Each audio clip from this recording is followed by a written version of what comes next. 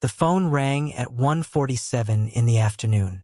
Riven Ashford was in the middle of a $40 million acquisition call when his private line lit up, the one only 3 people on Earth had access to. His assistant, his head of security, and his son. He cut the acquisition call without a word. Cairo. Silence. Then breathing. Small. Unsteady. Papa. One word. That's all it took. Riven was already standing, already moving toward the window of his 42nd floor office. Eyes hard, chest tight. Talk to me. He's here again. Riven's hand tightened around the phone. The city sprawled below him. Glass, steel, traffic, noise, but none of it registered. His whole mind locked onto that small voice. Where are you right now? By the big tree. Near the fence. Ms. Patterson is on the other side of the yard, but Papa. Cairo's voice dropped. He's just standing there. Like yesterday. Like the day before. 3 days. The man had been there 3 days. Hi viewers. If a stranger stood outside your child's school every day without saying a single word, what would you do first? Drop your answer in the comments right now, because what Riven does next is not what most people would expect. Riven kept his voice flat, controlled. The same voice he used in boardrooms when someone tried to take something from him. Describe him again. Everything. Cairo exhaled. That careful breath of a boy trying to be brave when he really isn't. Old jacket. Brown. Torn at the shoulder.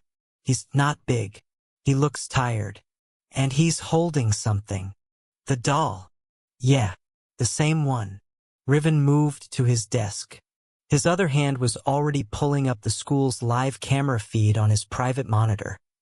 A system he had installed himself 6 months after enrollment. One the school board didn't know existed. The yard came up on screen. Bright afternoon sun. Kids chasing each other near the jungle gym. 2 teachers talking by the double doors. And there, at the far fence line just outside the gate, a man. Standing completely still. Not pacing. Not looking around. Not checking his phone. Just watching. In a yard full of noise and movement, the stillness of that one figure was the loudest thing on the screen. Riven studied him. Mid-30s, maybe. Slim. The jacket Cairo described was visible even on the grainy feed. And yes, both hands wrapped around something small. The doll. Dark-haired, cloth-faced, old. He's not talking to anyone? Riven asked. No, he never talks. A pause. But Papa. What? Cairo's voice went quieter. Smaller. He doesn't talk. He just looks at me like he knows me. Something moved through Riven's chest. Not fear. Riven didn't do fear. But something that sat right next to it, cold, precise, and very old. Stay where the teachers can see you, he said. Don't move from that spot. Don't look at him directly. Okay. Cairo. Yeah. Eyes on Ms. Patterson. That's your only job. Okay, Papa. A beat. He smiled today. Riven went still. Because in his world, in the world he had built and the world he had burned to build it, dangerous men did not smile like that. They didn't stand at a school fence holding a children's doll and smile at a 9-year-old boy they'd never met. That kind of behavior didn't come from aggression. Came from something worse. Familiarity. I'm sending someone, Riven said. Cairo was quiet for a moment. Then, barely above a whisper, voice dropping like he wasn't sure he should say it at all. Papa, I think he's been crying. The security report hit Riven's desk at 3:22 p.m. He read it once, then again. Then he set it down very carefully and looked at the wall. Nothing. The man had no digital identity. No match in facial recognition. No driver's license photo on record. No social media. No arrest history. No utility accounts, no tax filings, no credit trail. The kind of absence that didn't happen by accident. The kind that took money or knowledge or both. Riven had assigned 2 plainclothes members of his private security team to the school by 2:15. Standard procedure. He'd told his head of security, Demarion Cole, to call it coincidence, at least publicly. Concerned neighbor. Possible vagrant. Nothing to escalate. But the moment the call ended, Riven had opened a back-end channel that didn't go through Demarion. He'd overridden the school's camera system entirely, pulling direct access to all 12 feeds. He'd cross-referenced the man's face against 4 separate private databases, the kind governments didn't know existed. He'd run the image through 2 separate biometric analysis engines. All of it came back the same. Nothing. The man didn't exist. Riven leaned back in his chair and let that land. In 23 years of building an empire, eliminating threats, purchasing silence, and rewriting the record of anyone who ever came close enough to matter, he had never encountered a blank like this. Every person left a trace. Every person could be found. That was the first rule of control. If the man had no trace, it meant someone had removed it. And the only people with that kind of reach were people who moved in the same world Riven did. His jaw tightened. I erased everyone who could reach him. That was what he had told himself 3 years ago. For the cleanup after everything that happened, the people he'd paid, the records he'd buried, the doors he'd welded shut behind him. He had been methodical, absolute. There was no version of events in which someone from that world could surface near his son's school holding a doll and smiling like a man who had every right to be there. And yet, his intercom buzzed. Demarion's voice came through, steady but carrying an edge underneath. Sir, the afternoon pickup is in 20 minutes. Do you want us to bring Cairo home early? Riven's hand moved toward the button. Hesitated. 20 seconds passed. He pressed it. Hold the normal schedule. I don't want the boy to know anything's changed. A pause. Yet. The intercom clicked off. He stared at the live feed again. The schoolyard was winding down. Kids being called in from the afternoon break. Teachers organizing lines near the doors. The fence line was empty. The man had already gone. He went to his secondary monitor and pulled up the full surveillance log from the last 3 days. Each timestamp, each angle, each recorded second the man had stood at that gate. Day 1, he arrived at 8:14 a.m., 12 minutes before school started. He left at 4:31 p.m., 7 minutes after the last bus pulled away. Day 2, he arrived at 7:58 a.m. Day 3, today, 7:44 a.m. He was arriving earlier each day. Riven was still processing that when Demarion's voice came through the intercom again. No small talk this time. Sir. Talk. The man was there before school opened this morning. Our team confirmed the timestamp. A brief pause. And sir, he never once took his eyes off your son. Day 3 became day 4. Cairo called at 11:09 in the morning, earlier than either of the previous days. He's closer today, Papa. Riven was already watching.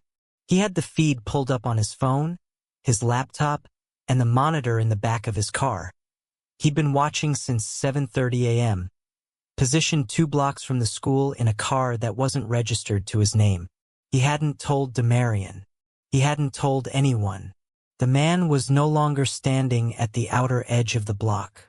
He had moved to the fence itself, both hands still wrapped around the doll, still not speaking, still not looking at anyone else in the yard. Not the teachers, not the other kids, just Cairo. I see him, Riven said. He's right there, Papa. Like right there. Miss Patterson walked past him and she stopped. 1 second later, Riven watched Miss Patterson, 3rd grade lead teacher, 11 years at the school, cross the yard and lean toward the fence. He couldn't hear the exchange, but he watched her body language shift. She stepped back, looked toward the main building, then walked away fast. She was on the phone within 30 seconds. Riven called Demarian. "Get me what was said at that fence. Now." Took 9 minutes. When Demarian called back, his voice had dropped a full register. She approached and asked if he needed help. He didn't answer at first. She asked again. Then he said, Demarian paused. He said the boy's name. Riven said nothing. He said Cairo's full name, sir, first and last. And when she asked him how he knew the student, he didn't respond. He just looked back at the yard. The world outside the car window continued its ordinary day. A woman walking a dog. A food delivery driver on a bicycle. Clouds moving east. None of it touched Riven. He was somewhere else entirely. This was not surveillance anymore. Someone didn't surveil a child for 4 days in a row. They didn't memorize a name and hold a doll and stand at a gate in the same jacket every single morning. Surveillance was clean. Surveillance was at a distance. Surveillance didn't have eyes that looked like recognition. This was intentional waiting. The question was what the man was waiting for. Cairo, Riven said, switching back to his son's line. Yeah. Does he ever look scared to you? A long pause. Cairo was thinking, really thinking, the way he did when he didn't want to get the answer wrong. No, Cairo said slowly. He doesn't look scared. He looks like he wants to say something, but can't. Riven closed his eyes for exactly 2 seconds, then opened them. Back at the monitor. At the fence, the man had shifted slightly. The camera angle changed as the wind moved a tree branch. For a moment, just a frame, the man's face was fully visible. His lips moved. Riven yanked the footage back. Frame by frame, the man's mouth formed 2 syllables.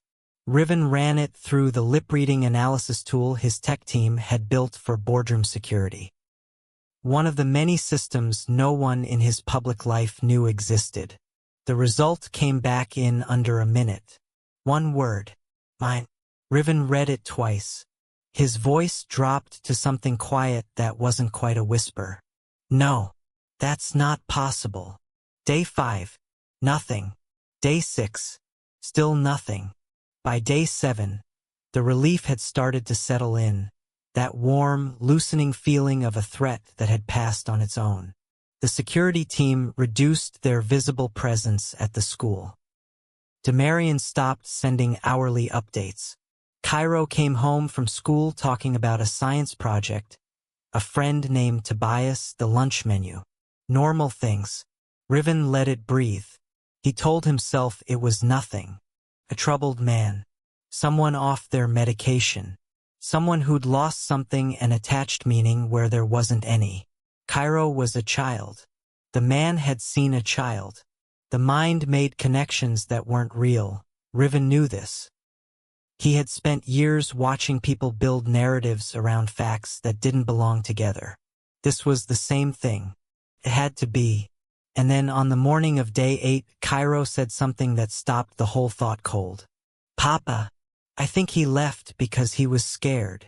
Riven looked up from his coffee. Cairo was at the kitchen table with his backpack already zipped, waiting for his driver. He said it the way kids said things when they'd been thinking about them for a while. Quietly, like he wasn't sure he was supposed to have feelings about it. Scared of what? Riven asked. Cairo shrugged. I don't know. Of you, maybe. Riven didn't respond. He watched his son walk out the front door. Then he stood in the kitchen for a long time and didn't move. By 9 a.m. he was in his private tech suite, running another pass on every contact log from the past 2 weeks. Incoming calls to the school, deliveries, any external contact that wasn't routine. He told himself it was precautionary. He told himself the feeling sitting in his gut was professional caution, not something else. He told himself that right up until 11:47 a.m., when an alert flagged an incoming message on his most private server. No sender ID. No metadata. No origin trace. Just a file. He opened it. An image. Cairo. School uniform. Backpack. Curly hair catching the light. Mid-laugh, saying something to Tobias, the friend he'd mentioned at dinner just 2 nights ago. Riven stared at the photo. The angle was wrong. Not the usual school camera. Not the external feeds. Not anything his system would have captured. This was taken from inside the yard. Close. Personal. Recent. His mind went still in the way it only did when something was genuinely wrong. Not board meeting wrong, not financial wrong. Wrong. The man at the fence had never crossed that gate. Not once in 4 days. He had stood. He had watched. He had waited. But this photo, this angle, meant someone had been inside the school grounds. And that meant the man at the fence was not the threat. The man at the fence was the warning. Riven pushed back from the desk and stood. The man wasn't the threat. He said it aloud. To no one. To the empty room. His phone was already in his hand. The call from the school came at 12:31 p.m. Not from Cairo. From Ms. Patterson. Her voice was controlled. Tight. The voice of someone trained to stay calm when they absolutely could not afford not to be. Mr. Ashford, I need you to know that Cairo is safe. He is with me right now and he is safe. But there was an incident during the lunch break and I thought it was important that... What happened? A beat. A man approached him near the water fountain. Not the same man as before, we confirmed that. Different face, different build. He reached for Cairo's arm before one of the yard monitors intervened. The air in the room changed. He's physically okay, she added quickly. He's shaken. He's asking for you. Riven was already out the door. In the car, on the encrypted line to Demarian, he got the fuller picture. The yard monitor, a part-time staff member named Wallace, had caught it in time. The man had retreated when Wallace moved in. No words were exchanged. The man walked out of the lunch crowd calmly, like he had every right to be there. By the time security reached the gate, he was gone. And then the second report came in from Demarian's surveillance team. 2 other figures, different entry points, one near the east wall, one at the crossing near the side street. All 3 had been in position before lunch started. Professional movement. Rotating. This wasn't a single disturbed person. This was organized. Riven's world reordered itself in the back of that car. The acquisition calls, the merger timelines, the property deals. All of it slid away and something older and harder moved into its place. He knew this shape. He'd built things using this shape. The way you coordinated targets. The way you positioned people. The way you moved when you needed something removed cleanly and you had the resources to do it right. Someone was targeting Cairo. Not threatening. Not scaring. Targeting. Riven arrived at the school in 11 minutes.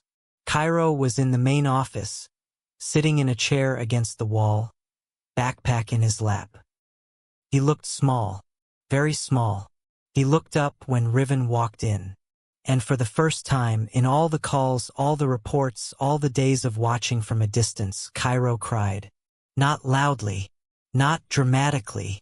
Just his eyes filling up fast and his chin going tight and one single shaking exhale. Papa, I don't like school anymore. Riven crossed the room and crouched in front of him. He put both hands on his son's shoulders. He didn't say anything immediately, because there was nothing fast enough or clean enough to say. He just stayed there, steady, present. Then he stood, turned to Demarian, and said the thing that had been building since the moment he saw that photo. I need to find that man. Demarian looked at him. The one from the fence? Yes, sir. We've already confirmed he's not a... I know he's not a threat. Riven's voice didn't rise. It dropped, quieter and more absolute than any raised voice could be. Find him. Demarian waited. Because he saw this before I did. They found him in an alley off Decatur Street. Not hiding. Not running. Just sitting against a dumpster with his back to the wall and both arms wrapped around his own chest like he was trying to hold himself together from the outside. The doll was gone. Demarian's team had tracked him through a network of street cameras, a laundromat receipt, and a food bank check-in 2 days old. The kind of trail that only existed because the man hadn't eaten in long enough that he'd stopped being careful. Riven got there before the paramedics. He told his driver to stop half a block out. He got out alone. Demarian tried to follow. Riven held up one hand without turning around. He walked the rest of the way by himself. The alley smelled like rain and old trash and something chemical underneath. The man heard footsteps and looked up fast. Eyes wide, body tensing. The automatic flinch of someone who had been found too many times in bad ways. Then he saw who it was. And something strange happened. He stopped flinching. Like the fear left and something sadder moved in behind it. Riven crouched down. Suit pants on a wet alley floor. He didn't care. The man was worse up close.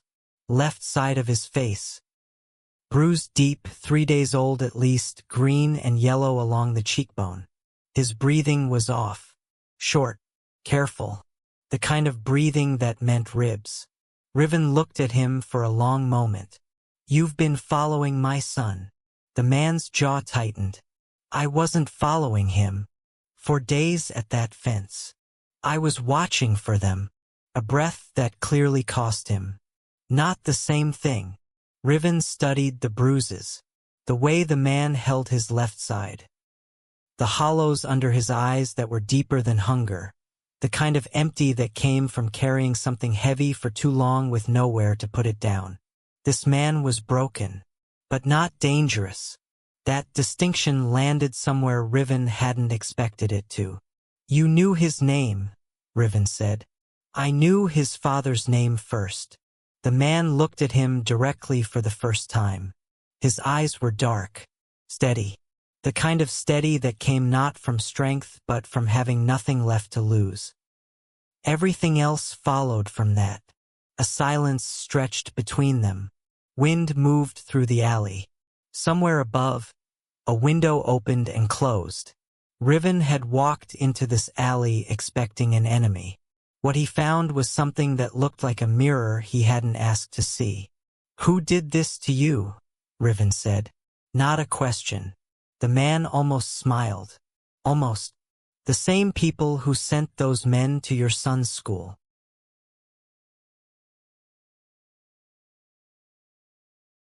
Riven went still. They got to me first, the man said. His voice dropped. Not from weakness but from the weight of what he was about to say. The kind of weight you could hear coming before the words arrived. I was trying to warn you. A pause. I was trying to save him. Riven didn't move. The man held his gaze. From the people you forgot to destroy.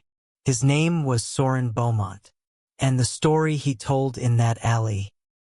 Slowly, carefully, with the pauses of a man who had rehearsed this moment and still found it harder than he expected. Changed the shape of everything Riven thought he knew. It started where most things Riven had tried to bury usually started. 7 years ago, Riven had built his empire the way empires got built at his level. Not just through talent and money, but through elimination. Rival bloodlines. Competing claims. Omega-linked heirs who stood between him and the consolidation he needed. He hadn't killed anyone with his own hands. He hadn't needed to. He had resources. He had people. He had a machine that moved quietly and left no trace. Or so he had believed. Soren spoke in fragments. His voice steady until it wasn't. There was a faction, he said. Old money. Connected. Quiet. The kind of group that didn't respond to pressure because they were used to outlasting it. You hit them hard. But you didn't finish it. Riven said nothing. One branch survived, Soren continued. You didn't know about them because they were careful. They'd been careful for years before you even entered the picture.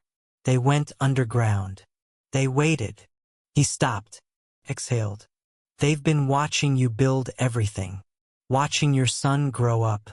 And they don't want your money. Riven's voice came out quiet and flat. What do they want? Soren looked at him.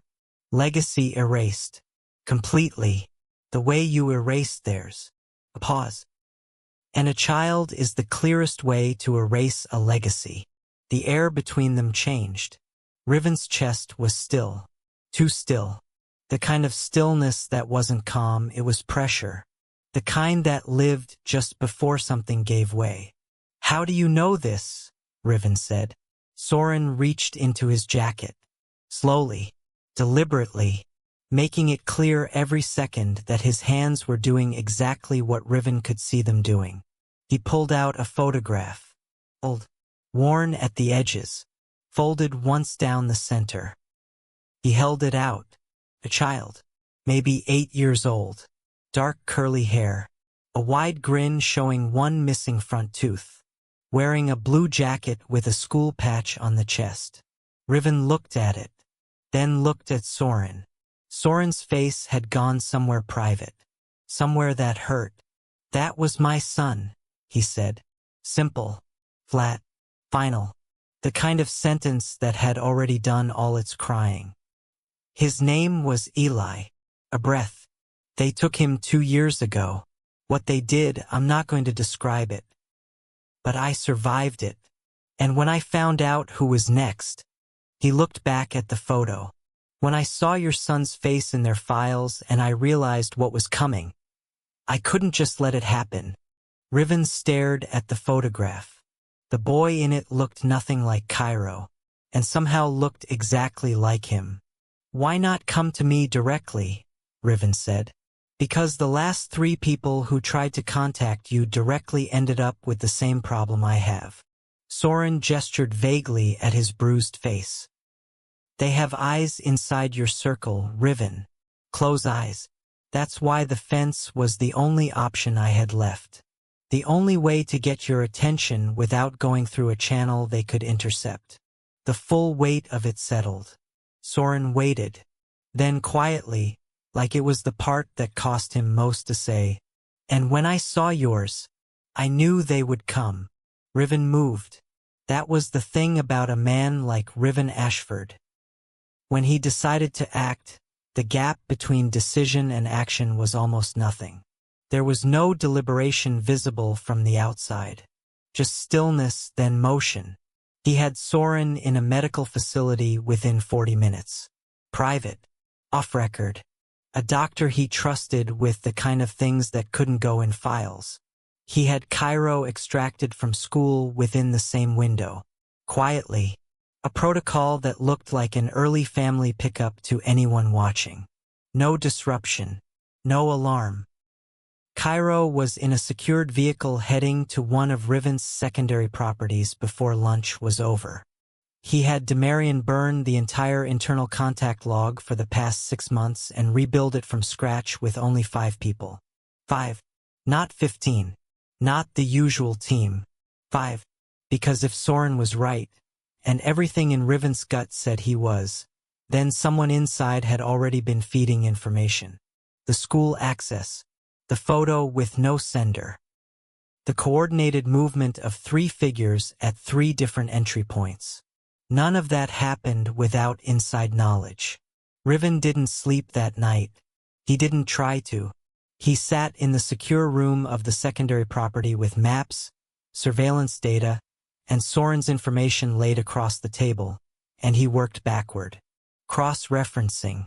Tracing. Looking for the thread that connected the faction Soren described to the current operation. He found it at 4 a.m. A shell company, 7 layers deep, connected to a legal firm that had represented one of the families he'd eliminated in the consolidation. The firm was dissolved on paper. The partners had scattered. But one had reemerged quietly 3 years later, as a consultant attached to a logistics company that supplied 3 of Riven's properties. Access. Documented, legitimate, invisible access.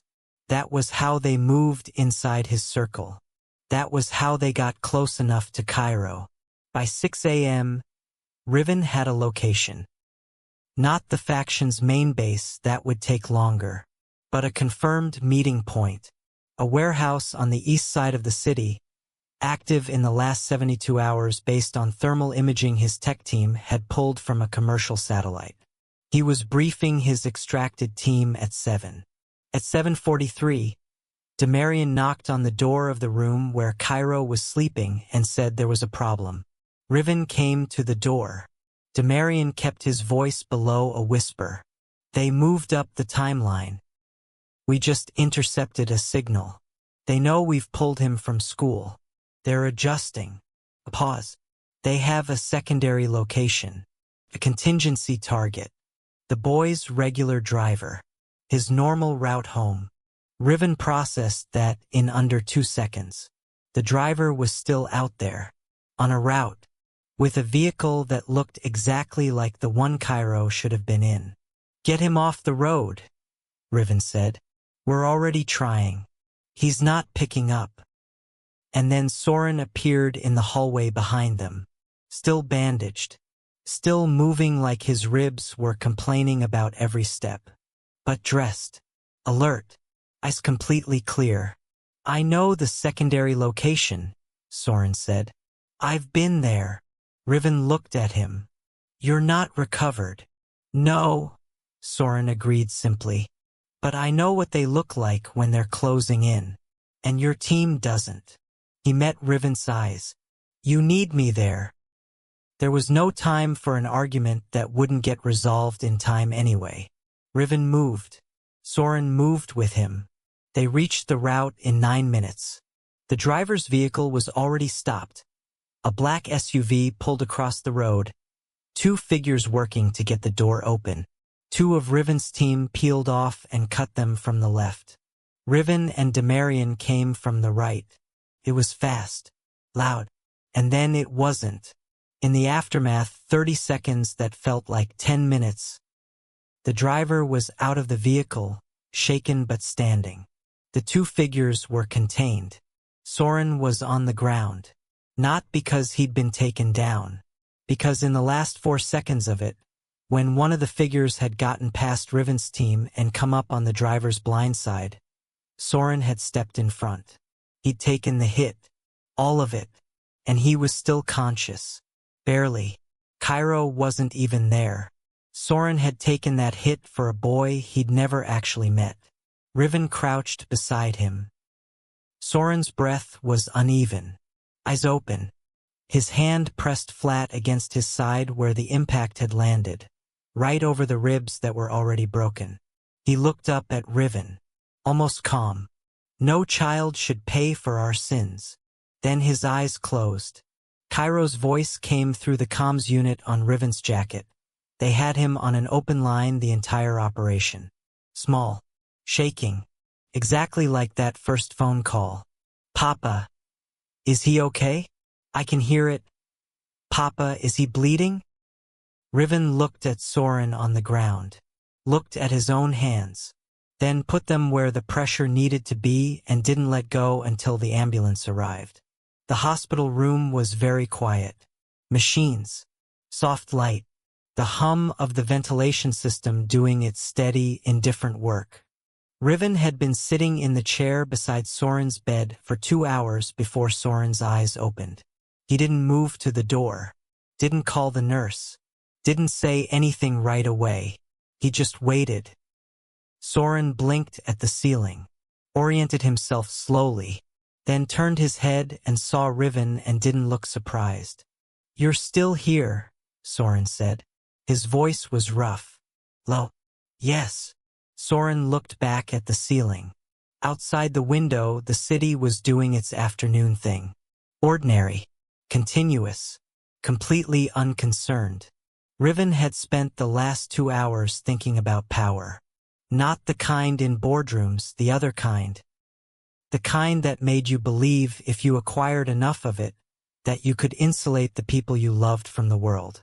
That if you built the walls high enough and the systems deep enough and eliminated enough of the variables, nothing could reach what mattered. He had believed that, completely, quietly, for years. I thought eliminating danger would protect him, Riven said. He said it to the room as much as to Soren. Soren was quiet for a moment. Then, carefully, like a man who had earned the right to say it, "No, it just delayed it. That landed. It landed the way true things landed, not fast, not sharp, but deep.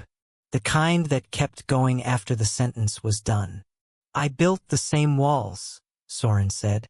"Different resources. Same logic." He stopped. His eyes moved to the ceiling.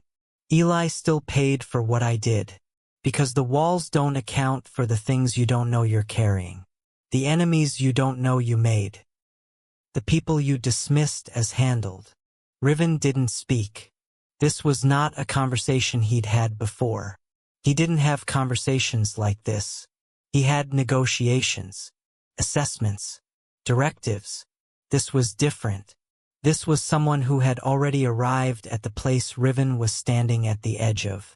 Someone who had taken the full fall and climbed back out of it and was now handing him a rope. Whether he took it was up to him. "The faction?" Riven asked. "Your team pulled the core leadership last night. 3 individuals. The operation is disrupted." Soren paused. "It won't be permanent. These things never are. But it buys time. Real time." Riven nodded once. The door opened. Slow. Careful. Cairo stood in the doorway. He was in a gray hoodie, backpack absent for once, his curly hair not quite brushed. He looked at Riven first, checking the way kids checked, and then his eyes moved to the man in the bed. He stayed in the doorway. Didn't come in. Didn't run. Just looked at Soren with the open, complicated honesty of a child who didn't yet know how to pretend he wasn't feeling what he was feeling. Soren looked back at him. Neither of them spoke first. Then Cairo said, quietly, "You got hurt saving our driver." Soren held his gaze. "Yes. You didn't even know him." "No," Soren said. "I didn't." Cairo thought about that. His face moved through 3 different things Riven couldn't name. Then Cairo asked the one question that neither Riven nor Soren had answered yet. The question that had been sitting in the center of everything from the beginning. "Papa." Riven looked at his son. "Is he our enemy?" The room held its breath. Riven opened his mouth, and then stopped. Because the true answer, the real, full, honest answer, was not something he could give in a single word. And Cairo, watching his father's face, saw exactly that. 3 months passed.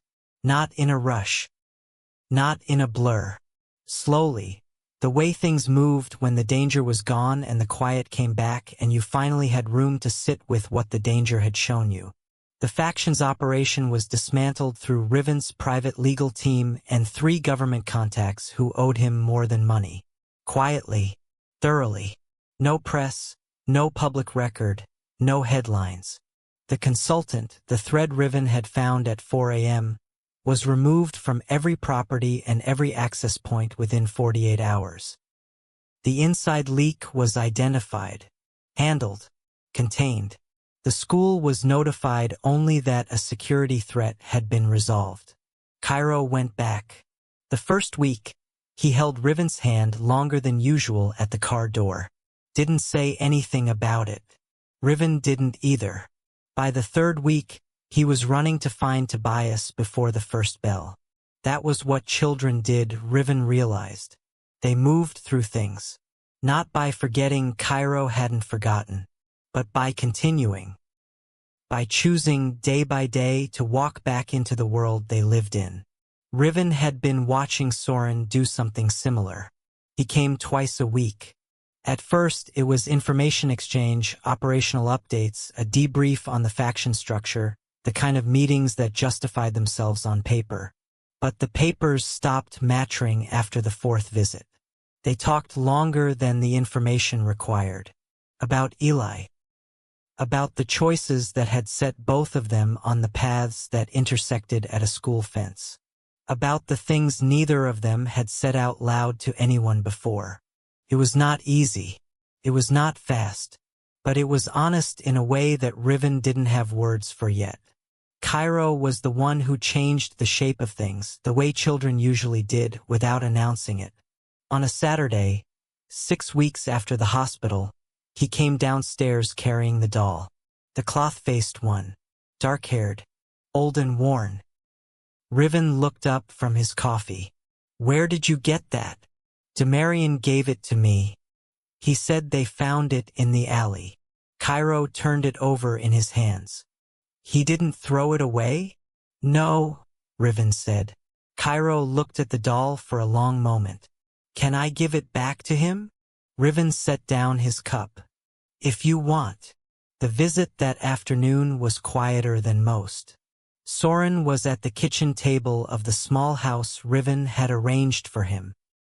Nothing elaborate, just clean, just stable, just somewhere that wasn't an alley or a hospital. He was reading something. He looked up when the door opened. Cairo walked in ahead of Riven, held out the doll.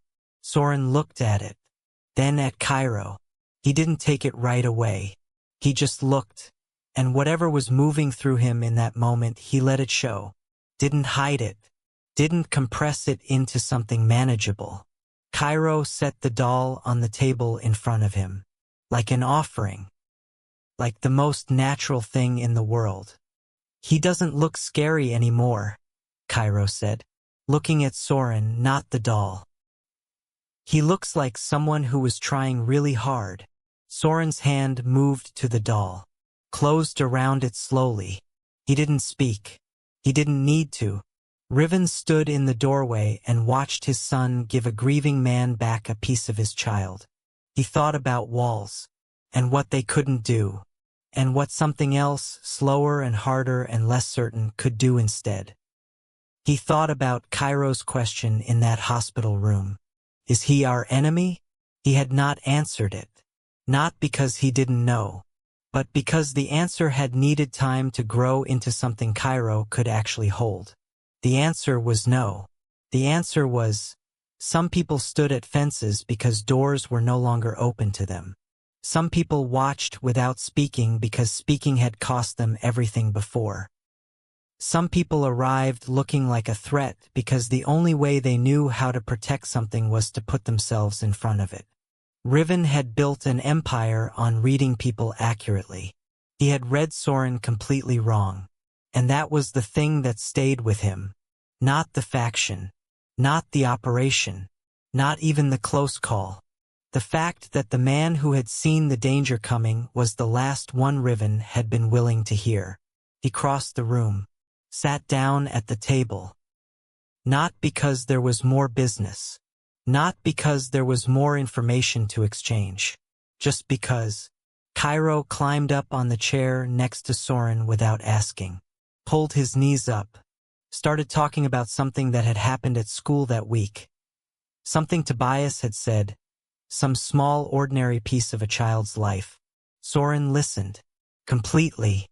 Without distraction. The way a man listened when he knew exactly what it sounded like when a child's voice was no longer there.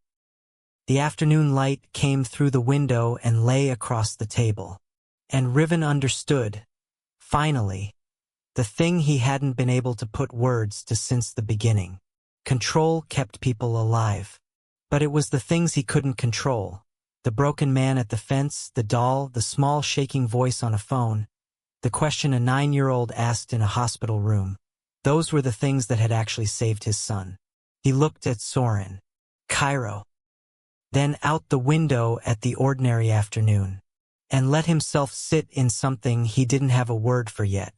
But it felt, for the first time in a very long time, like enough. Sometimes the people we fear the most are the ones who saw the danger before we did. If the story moved you, if you've ever misjudged someone who was actually trying to protect you, drop a comment below and let us know. Your words might be exactly what someone else needs to read today. And if you're new here, welcome. Stories like this one live on this channel. Real stakes, real emotion, stories that make you think long after they're over. Hit subscribe, turn on notifications, because the next story is already coming, and you don't want to walk into it without knowing how it begins. Share this with someone who needs to hear it. We'll see you in the next one.